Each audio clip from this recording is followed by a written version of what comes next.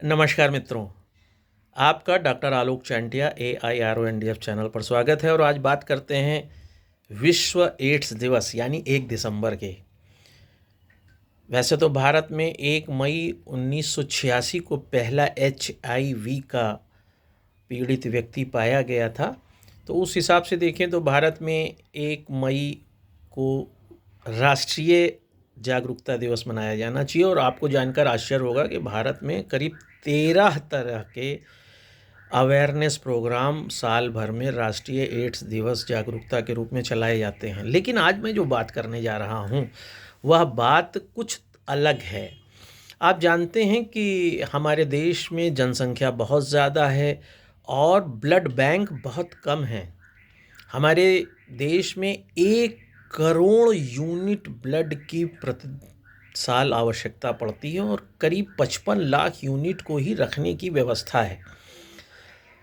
45 lakh unit blood हमको स्वैच्छिक रक्तदान से लेना पड़ता है। अक्सर आपने देखा होगा, आप अस्पताल जाते हैं और डॉक्टर बताता है कि इन आपके द्वारा लाए गए मरीज के लिए 1 यूनिट ब्लड की ज़रूरत है। और सबसे मज़ेदार बात यह है, जो आपको गंभीरतापूर्वक समझना चाहिए, कि ब्लड बैंक में अब एक्सचेंज के द्वारा ही ब्लड मिलता है। यानी आप अपने किसी व्यक्ति को लेकर आइए, वह 1 यूनिट ब्लड को दान करेगा और उसके बदले में आपको ब्लड बैंक में रखा हुआ 1 यूनिट जो आपको ज़रूरत होगा मिल जाएगा। ऐसा इसलिए किया जाता है क्योंकि अब रक्तदान सीधे नहीं किया जाता है। जैसे पहले पिक्चरों में दिखाते थे कि खून देने की ज़रूरत पड़ी और एक बेड पर मरीज लेटा और दूसरे बेड पर खून देने वाला लेटा और खून का आदान प्रदान हो जाता था। अब खून जब आप रक्तदान करते हैं तो उसके बाद उसकी बहुत सी जांचें होती हैं और उन जांचों में सबसे महत्वपूर्ण जांच है HIV यानी ह्यूमन इम्यूनो वायरस की। यहाँ पर मैं आपको बताता चलूँ कि HIV वायरस का नाम 1984 में दिया गया। इससे पहले HIV को ग्रिड के नाम से जाना जाता था, क्योंकि ख़ास तौर से यह उन लोगों में पाया गया था जो गे थे या होमोसेक्सुअल थे, इसलिए उसे पहले ग्रिड रोग के नाम से जाना जाता था। लेकिन चूंकि फ्रांस अमेरिका के बीच में जब इस बात का विवाद पैदा हुआ कि नाम कौन सा किसका, तो फिर ये हुआ कि जो वायरस है उसी के नाम पर इसे ह्यूमन इम्यूनो वायरस रख दिया जाए। आपको यह भी जान लेना चाहिए कि ह्यूमन इम्यूनो वायरस जिसको आप कह रहे हैं वह जानवरों में भी पाया जाता है, जहाँ पर इसे SIV सिमियन इम्यूनो वायरस कहते हैं। खासतौर से बंदर भालू आदि में पाया जाता है। यह आज भी विवाद का विषय है कि मानव में यह कैसे पहुंचा। इसका जो स्ट्रक्चर है HIV का वो RNA रिबोन्यूक्लिक एसिड का बना होता है, जो जैसे ही मानव के संपर्क में आता है तो इसमें एक एंजाइम इसके केंद्र में होता है जिसे रिवर्स ट्रांसक्रिप्टेज कहते हैं। और वह रिवर्स ट्रांसक्रिप्टेज RNA को चेंज कर देता है DNA में, क्योंकि हमारी कोशिकाएं जो बनी हो DNA की बनी होती हैं। और देखते देखते कुछ ही क्षणों में ये हमारे शरीर में फैल जाता है। यहीं पर रक्तदान की फिर बात आती है। जब आपके शरीर में HIV वायरस पहुंच जाता है, तो जब भी कोई ऐसी विपरीत स्थिति वाले वायरस बैक्टीरिया हमारे शरीर पर आक्रमण करते हैं, तो हमारे भी शरीर की प्रतिरक्षण प्रणाली होती है जिसे आप इम्यून सिस्टम कहते हैं, वह उसका विरोध करती है। आप जानते हैं कि हमारे शरीर में पाए जाने वाला श्वेत रक्त या श्वेत रक्त कणिकाएँ या WBC या ल्यूकोसाइट्स हमारे शरीर में एंटीबॉडीज़ पैदा करती हैं जो हमारे शरीर की रक्षा करती हैं। हमारे शरीर में आप जानते हैं T लिम्फोसाइट्स, B लिम्फोसाइट्स होते हैं, जो हमारे शरीर में कोई भी आक्रमण होता है उससे उसकी पूरी प्रणाली को प्रभावित करते हैं। लेकिन एक जो सबसे बड़ी बात है जो आपको समझना चाहिए, राष्ट्र की रक्षा के लिए, राष्ट्र के सम्मान के लिए अक्सर आप देखते हैं रक्तदान शिविर लगता है और बढ़ चढ़ कर लोग उसमें हिस्सा लेते हैं। लेकिन क्या यह किया गया रक्तदान किसी के जीवन को खतरे में तो नहीं डाल रहा है? और यह बात मैं जानते हैं आपसे किस लिए कह रहा हूं, क्योंकि 2008 में ही मेरी इस बात को पूरे विश्व में मान लिया गया था कि रक्तदान करना खतरनाक भी हो सकता है और उससे HIV वायरस किसी दूसरे के शरीर में पहुंच सकता है। जबकि जो HIV वायरस का टेस्ट है, जिसे आप ELISA टेस्ट कहते हैं, जब वह टेस्ट किया जाएगा तो उसमें आप में HIV वायरस आएगा ही नहीं। अब प्रश्न यह है कि एलाइजा टेस्ट करने पर HIV वायरस क्यों नहीं आया। आप जानते हैं HIV वायरस शरीर में 3 ही कारणों से पहुंच रहा है, या तो संक्रमित सुई के द्वारा, या अनियमित यौन संबंधों के द्वारा, या संक्रमित खून चढ़वा लेने के कारण। अब ऐसी स्थिति में जब हमारे शरीर में वायरस पहुंचता है, तो जब यह वायरस पहुंचता है और जितने दिन में हमारा प्रतिरक्षण प्रणाली इसका विरोध करता है, विरोध का करेगा तो एंटीबॉडीज़ पैदा करेगा, और वह एंटीबॉडी पैदा होने में 2 से 6 हफ्ते लग जाते हैं, मतलब करीब 90 दिन मैक्सिमम में HIV वायरस का जो एंटीबॉडी है वो हमारे शरीर में दिखाई देता है। और सबसे बड़ी चीज़ ये है कि जो एलाइजा टेस्ट है वो एंटीबॉडी का टेस्ट है, वह HIV वायरस का टेस्ट नहीं होता है। और वायरस का जो एंटीबॉडी है जो शरीर की प्रतिरक्षण प्रणाली के द्वारा हमारे शरीर में पैदा होगा, वो 90 दिन बाद पैदा हो रहा है, 90 दिन ले रहा है। अब ऐसे में यदि कोई व्यक्ति अपना रक्तदान करता है, उससे पहले वह मल्टीपल सेक्स पार्टनर बदल चुका है और उसमें से किसी को HIV वायरस रहा हो, या उसने जिस व्यक्ति की संक्रमित सुई का इस्तेमाल कर लिया हो सकता है उसे HIV वायरस रहा हो। यहाँ पे समझने की बात यह है कि अगर किसी को HIV वायरस शरीर में है और उसका शरीर का रक्त जब हमारे शरीर में पहुँचेगा तभी आपको HIV का संकट हो सकता है, या फिर HIV वायरस इससे पीड़ित व्यक्ति का रक्त आपने लिया या आपके कहीं अंग में कटा पिटा हो, तब आपको HIV वायरस हो सकता है। तो मैं जो मुख्य मुद्दा है वो इस पे आता हूँ कि आपने अगर मल्टीपल सेक्स पार्टनर बनाए हैं, आपने संक्रमित सुई लगवाई है, आपने देखा होगा बहुत से जो ड्रग लेने वाले लोग सिरिंज लगाते हैं, संक्रमित सुई लगती है, या खून चढ़वा लिया है, उन सभी स्थितियों में जब आपके अंदर वायरस तो पहुंच गया है, लेकिन उस वायरस का विरोध करने में शरीर की प्रतिरक्षण प्रणाली को 90 दिन लग रहे हैं, और इसी बीच देश का आह्वान हुआ या किसी ने आह्वान किया और आप रक्तदान करने पहुंच गए। अब उस समय हमारे शरीर में वायरस मौजूद है लेकिन एंटीबॉडीज़ अभी बने नहीं हैं, और आपने अपना रक्तदान कर दिया। रक्तदान करने पर जब उसका एलाइजा टेस्ट लगाया जाएगा तो वो तो HIV फ्री आएगा, क्योंकि मैंने आपको पहले बताया कि HIV वायरस का टेस्ट नहीं करता है, एंटीबॉडी का टेस्ट करता है। सिर्फ एक टेस्ट ऐसा है जिसे PCR कहते हैं, पॉलीमरेज चेन रिएक्शन, जिसकी मशीनें भारत के अस्पतालों में हैं ही नहीं। आज से 10 साल पहले सिर्फ एम्स न्यू दिल्ली में हुआ करती थी, अब लखनऊ के भी PGI में आ गई है, कुछ और जगह हो गई, लेकिन अभी सामान्य रूप पे PCR मशीन नहीं है, क्योंकि इसका टेस्ट बहुत महंगा पड़ता है, करीब 40,000 का यह टेस्ट होता है। एलाइजा का टेस्ट 10 रुपये का होता है। तो जो PCR का टेस्ट है जिसमें पॉलीमरेज चेन रिएक्शन होता है, उसमें अगर आपके शरीर में एक भी वायरस है तो वो एंटीजन की जांच करता है और वो बता देगा कि इनके शरीर में तो HIV वायरस है। ऐसी स्थिति में अगर PCR टेस्ट करके कोई रक्तदान करवा रहा है या कोई संस्था PCR टेस्ट करके रक्तदान इकट्ठा कर रही है, तब तो सही है कि आप कभी भी रक्तदान कर सकते हैं।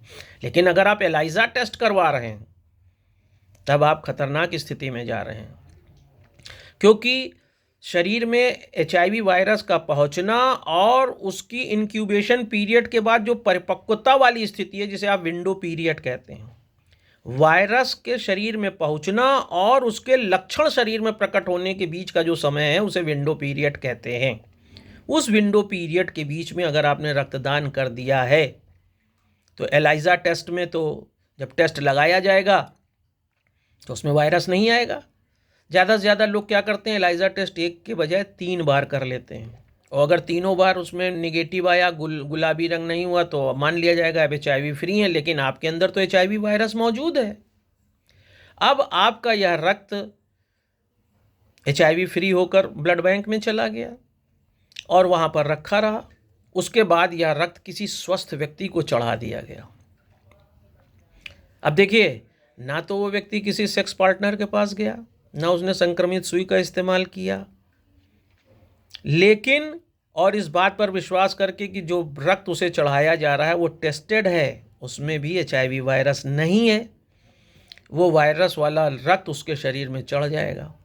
और जैसे ही शरीर में वह रक्त पहुंचेगा तो शरीर की प्रतिरक्षण प्रणाली तुरंत जान जाएगी कि इसमें तो वायरस आ चुका है, और वह इसका विरोध करेगी और उसमें एंटीबॉडीज़ पैदा होंगे, और शरीर में पहुंचते ही उन शरीर के प्रोटीन के साथ वह वायरस जुड़ के पूरे शरीर में फैल जाएगा, और एक स्वस्थ आदमी ना चाहते हुए भी HIV वायरस का पेशेंट हो जाएगा।